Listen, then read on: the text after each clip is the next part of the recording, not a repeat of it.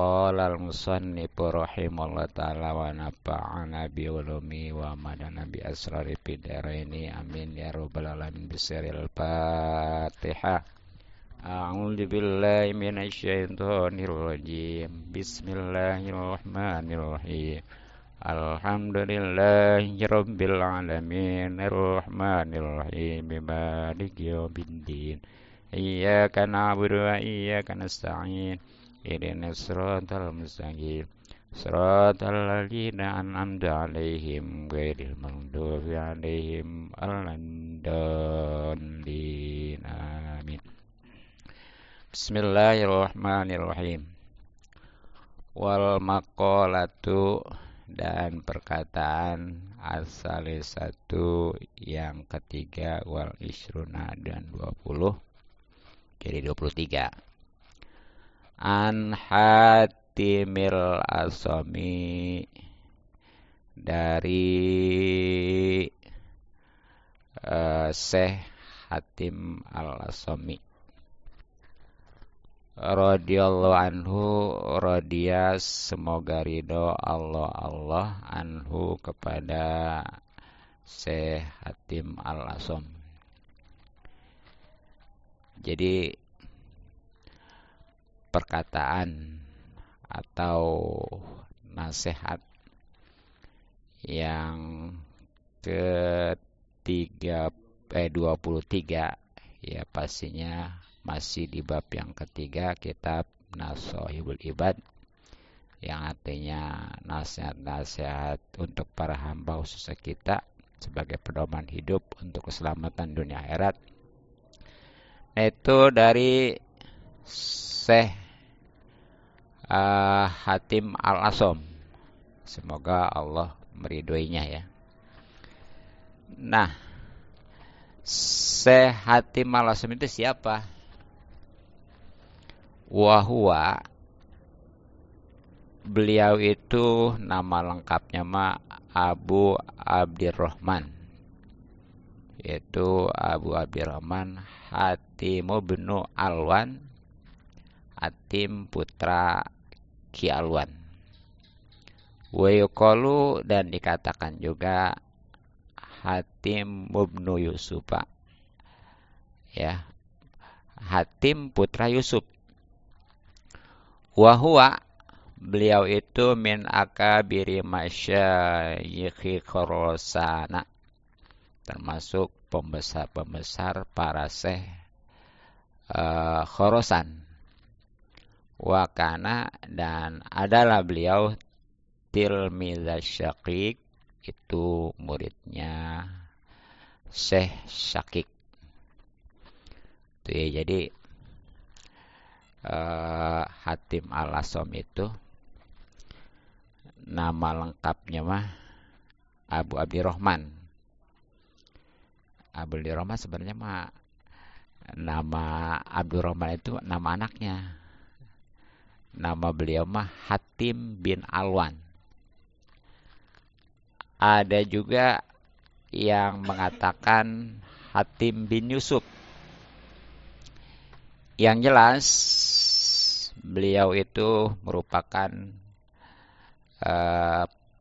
di antara pembesar para guru negara Khorasan. Khorasan itu kalau sekarang Afghanistan ya. Ya. Beliau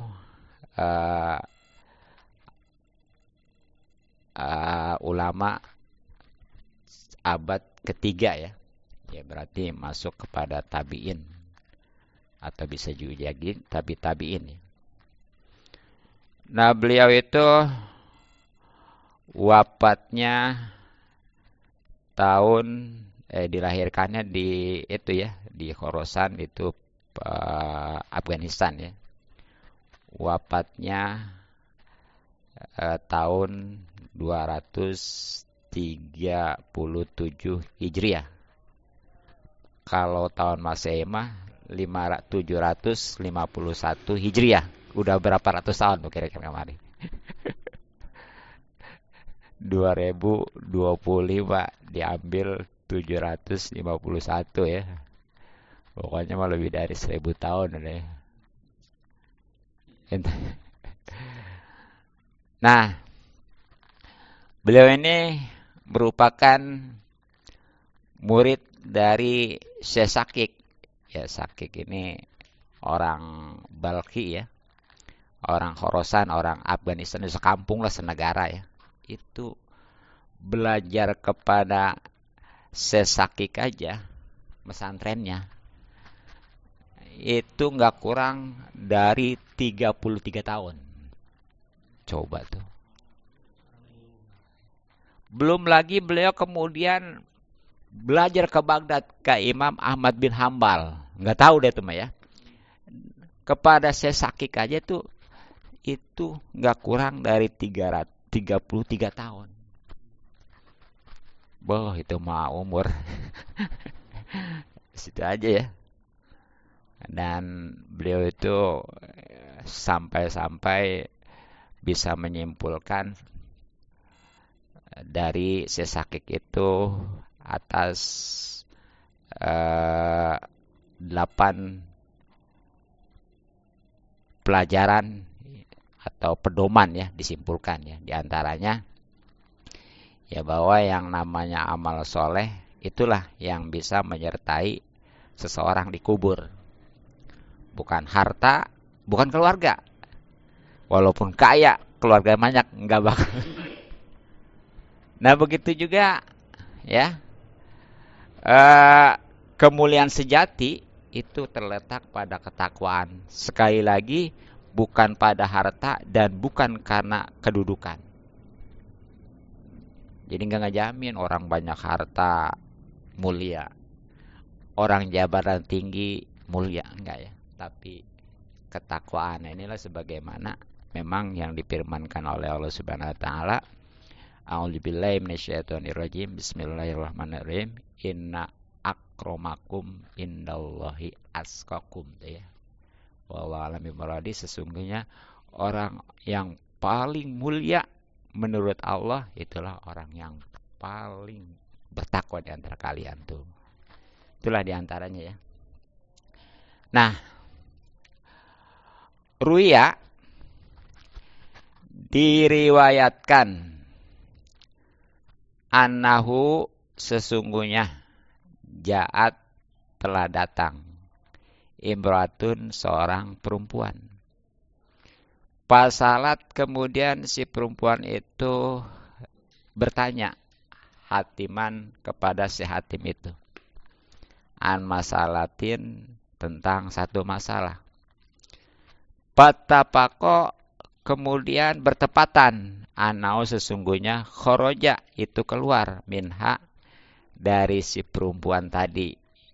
Pitil kalhati dalam keadaan demikian sautun suara. Pakhobalat sehingga si perempuan itu jadi malu. Tuh.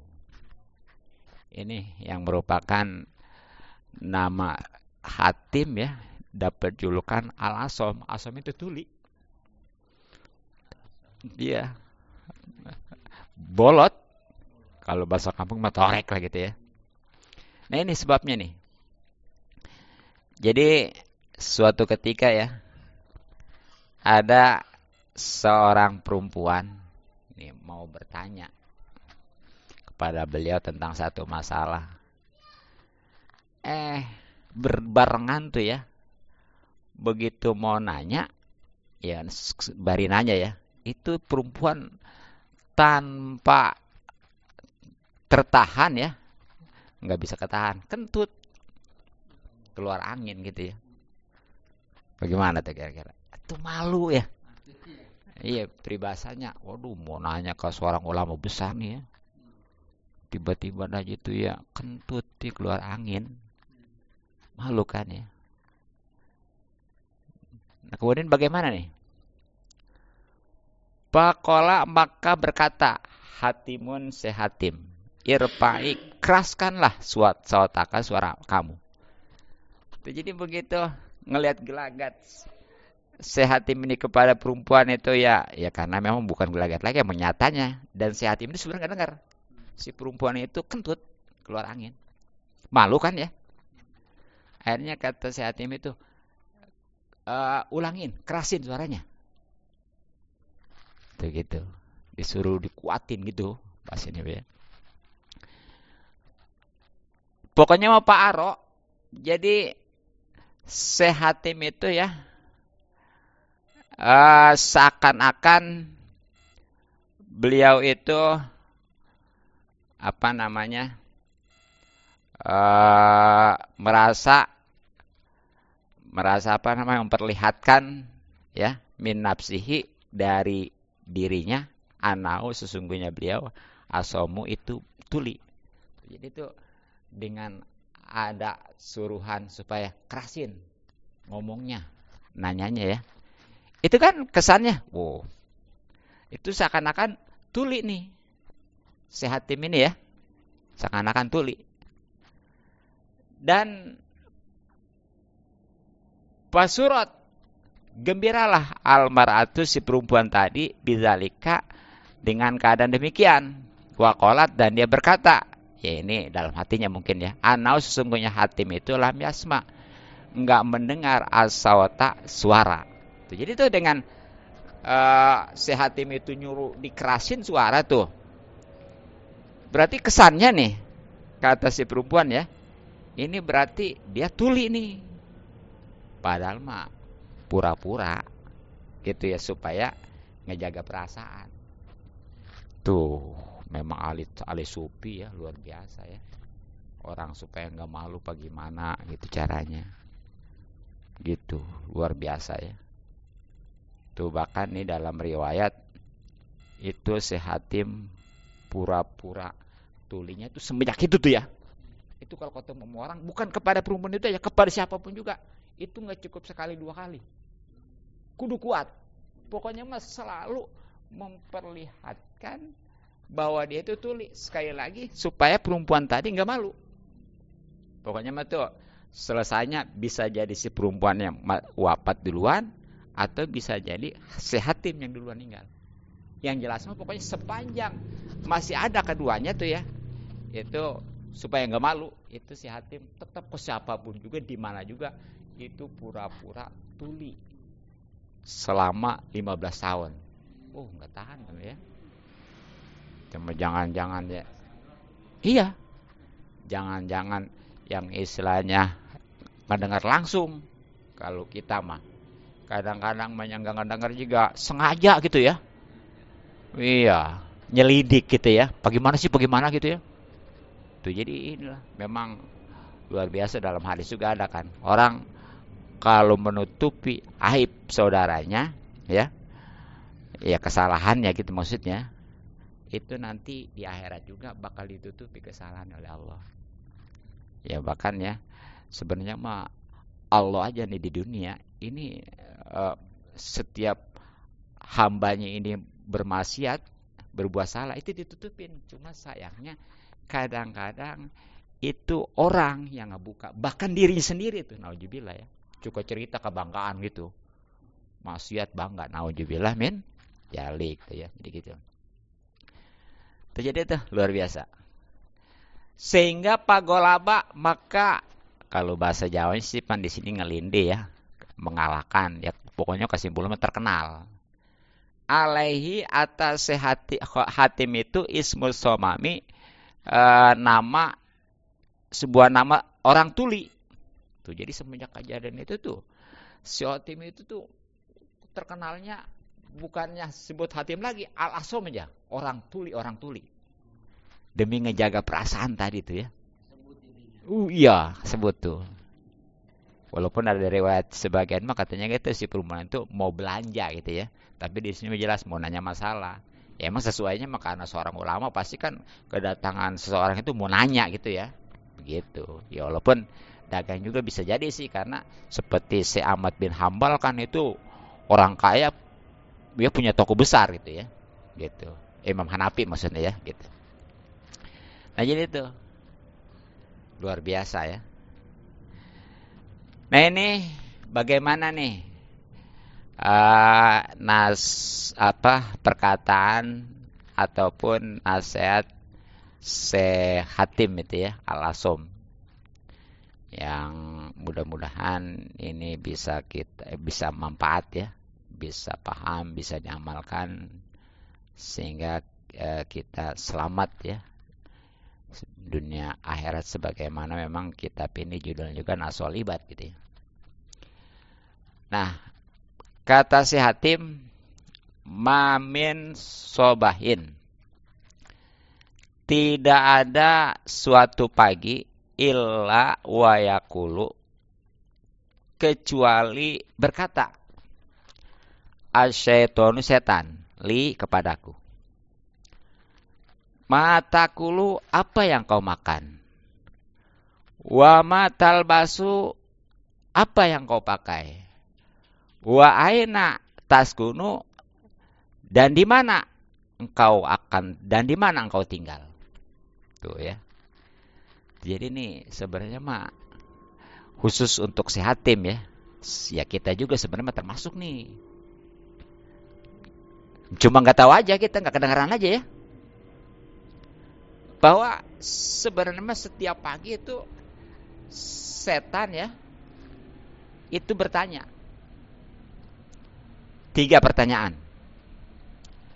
1, apa yang dimakan? 2, apa yang dipakai? Dan 3, di mana tinggal? Itu pertanyaan setan khusus kepada si Hatim ya, umumnya kepada kita. Nah mungkin kalau kita karena nggak tahu ya cuek-cuek aja. Tapi si Hatim nih justru menjawab ya. Fa'akulu, maka aku berkata atau menjawab lahu kepada setan tersebut. Akulu, aku makan al-mauta, kematian. Ai azuku, yakni aku merasakan mirorotal mauti, akan pahitnya kematian. Jadi untuk pertanyaan yang pertama ya, bahwa tadi apa yang dimakan, itu jawab si Hatim, yang saya makan itu adalah kematian. Maksudnya apa? Jadi saya setiap hari ini siap-siap untuk merasakan pahitnya mati atau kematiannya. Nah ini memang yang namanya manusia, siapapun dia, mau orang kaya, mau orang miskin, mau jabatan tinggi, mau rakyat jelata ya, tetap itu yang namanya kematian mah bukannya calon lagi, pasti. Itu sebagaimana firman Allah Subhanahu wa taala, "Billahi minasyaitonir rajim, bismillahirrahmanirrahim. Kullu nafsin dha'iqatul maut," ya. Setiap jiwa yang mempunyai nyawa, ini bukannya manusia aja, binatang juga sama. Itu pasti bakal merasakan maut. Dan ketika datang kematian, itu di dalam surat Al-Munafiqun ya. Allah Subhanahu wa taala berfirman, "A'udzubillahi minasyaitonirrajim, bismillahirrahmanirrahim. Wa la yu'akhirullahu nafsan illa jaa ajaluha." Wallahu a'lam bimuradi. Allah tidak akan pernah mengakhirkan suatu jiwa ketika sudah datang ajalnya. Jadi ajal kalau datang itu ya nggak bisa pundurin lagi. Bahkan di situ kalau menurut ahli nahwu ya, ibaratnya bukan pakai lamnap, bukan pakai lanapi ya. Kalau lamnapi bisa jadi berubah gitu ya. Seperti lam yu akhir kayak gitu ya. Tapi di situ pakai lamnya, lanya lanapi nasab mustakbal. Jadi bukan lanapi jazm kolab ya. Makanya lan. Jadi tidak akan pernah, nggak bakal berubah. Pokoknya mah sampai kapanpun juga seorang kalau memang udah waktunya ajal itu nggak bakal meleset. Bahkan bukan manusia aja, binatang juga ya. Jadi semuanya nih yang memang udah mati itu udah ada garisnya, udah ketentuannya, nggak bisa ditolak, nggak bisa dipajuin juga. Walaupun dia mau bunuh diri bagaimana, kalau yang belum waktunya tetap ya. Iya. Tapi sebaliknya nih, Dia pengen terhindar dari kematian. Sampai umpamanya nyumput di suatu tempat yang memang itu gerbangnya aja dindingnya kokoh ya. Itu di dalam bahasa Al-Qur'an ada fi burujin musayyada ya. Bentengnya kok tetap pokoknya mah nggak bakal luput ya. Makanya yang namanya kematian memang suatu keharusan. Yang penting mah kita nggak usah stres, yang nggak usah takut, nggak usah berani. Sebab takut waktunya mah nggak bakal bisa dihindarkan. Berani kalau belum waktunya mah nggak bakal juga. Yang penting mah kita berbekal gitu ya. Nah ini makanya nih. Itu jadi itu. Terus dari pertanyaan yang kedua tadi, apa yang kau makan? Ini kata apa yang kau pakai maksudnya ya? Dijawab oleh si Hatim wa'al basu ya. Wa'al atau wa'al bisu boleh. Dan aku memakai al-kapana, kain kapan tuh. Ya pokoknya yang mengarah kepada kematian tuh. Jadi si Hatim mah atau makanannya itu kematian, maksudnya mah bukannya mati, persiapan gitu ya. Nah kemudian atau pakaian juga yang dipakai beliau itu kain kapan, yang maksudnya juga setiap pakaian itu sama dia itu diingatkan untuk dipersiapkan gitu ya. Sebab orang nih walaupun kayak bagaimana juga ya, yang biasanya katakanlah dia pakaiannya serba mahal, tetap kalau udah mati mah sama aja ya. Makanya itu yang penting mah amal gitu, sebagaimana tadi inti daripada kesimpulan ataupun prinsip dari Syekh Hatim itu ya. Nah kemudian jawaban dari pertanyaan yang ketiga tadi, di mana kau tinggal? Nah ini dijawab oleh Syekh Hatim, wa askunu, dan aku tinggal al-qabro, dikubur. Tuh. Jadi jawaban dari pertanyaan yang ketiga tadi, di mana tinggal, itu jawaban Syekh Hatim itu dia tinggal bukannya umpamanya di alam dunia, ataupun memang tadi kan Syekh Hatim itu orang Khorasan ya, orang Afghanistan. Enggak, tapi beliau katakan adalah tinggal di kubur. Maksudnya apa? Jadi walaupun di dunia tetap dia berusaha yang dibayangin kubur itu bagaimana caranya supaya selamat. Karena di kubur itu ya nanti udah dibuka nih tentang siksa neraka juga gitu ya. Sebaliknya kalau memang enak dapat nikmat, itu nikmat basariyo dirasakan. Ya, makanya kan ada bahasanya, kan suka ada doa ya, Allahumma ij'al qabrohu rodotam miridal jinan ya. Ya Allah, jadikanlah kuburnya sebagai taman-taman surga. Wala taj'al, dan janganlah engkau jadikan qabrohu, kuburnya, hufrotan min hufarin nar, atau niron ya, sebagai kedukan-kedukan dari neraka gitu tuh. Nah ini gimana tuh ya? Setelah Hatim jawab semua, bayarubu, maka larilah asetun setan, bidomiroi, dengan dibaca rohnya tuh ya. Jadi yahrubu, walaupun kadang-kadang orang suka baca yahrobu ya. Iya, ini sulasi mujarot. Kalau yahrobu berarti yang lamu ya. Kalau yahrubu yang suruh berarti gitu ya. Gitu aja. Jadi sama-sama sulasi mujarot sih, cuma beda bab doang gitu ya kalau menurut ilmu tasrif.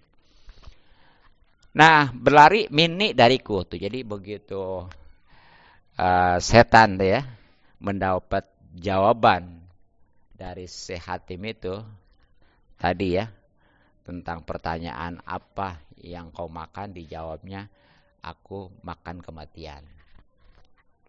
Ketika ditanya apa yang kau pakai, aku memakai kain kapan gitu ya. Dan ketika tanya di mana kau tinggal, nah aku tinggal di kubur gitu ya. Semua itu adalah bahasa inian ya. Ya apa namanya? Iya, kiasan gitu ya. Ya simbol gitu ya, atau bahasa filosofis gitu ya. Akhirnya tuh setan karena wah ini mah udah nggak bisa dipegimana dah, itu kabur akhirnya tuh ya. setannya gitu ya. Nah gitu. Nah, mungkin itu ya cukup. Mudah-mudahan manfaat. Wallahu a'lam bishawab.